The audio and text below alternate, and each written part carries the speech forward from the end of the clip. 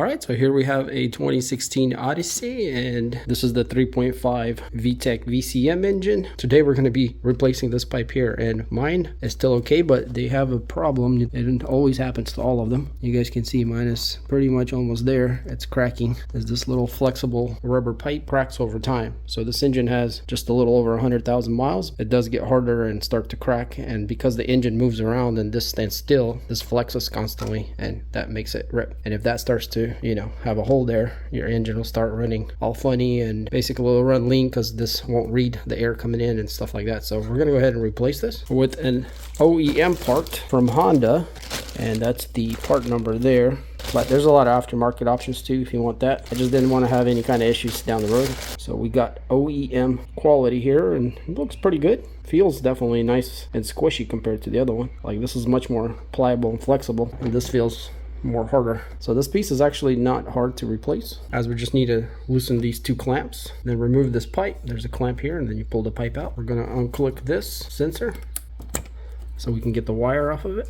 And also I might go ahead and unclick this one and undo the air box. There's 3 clips, and that's just going to make it a lot easier to pull it off. All right, so I got this hose out. Just clamp it and pull it out. Transferred the clamp to the new hose. I got this one loose here. This one should be loose also. Everything seems to be free, and I think the easiest way to do this is just pull it out with the whole box.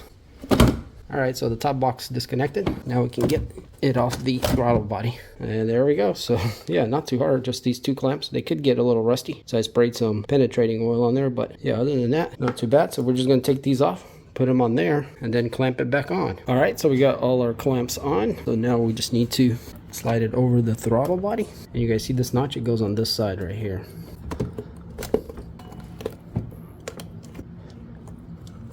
So I'm gonna go ahead and put this side on also before tightening that, because we want everything to be snug. And here we also have a notch that has to line up right there. So you make sure you line everything up. We'll go ahead and clamp the filter back on.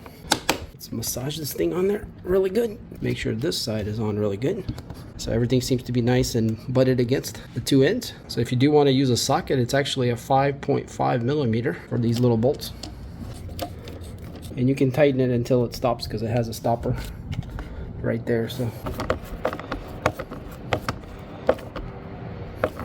and there we go. And so for the last part, we just got to put this hose in. We just got to slide it in there.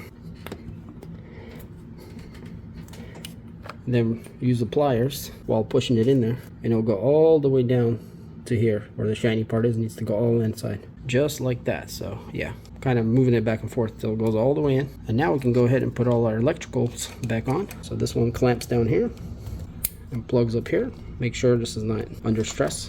That looks good. And then we got this one here that clamps in here and then plugs right here. And that is it, guys. We got the new pipe on, and this thing's good to go for a long time. And even though this did pretty well, with age and time, start to get hard and start to crack. And it's quite easy to do it yourself and somewhat inexpensive.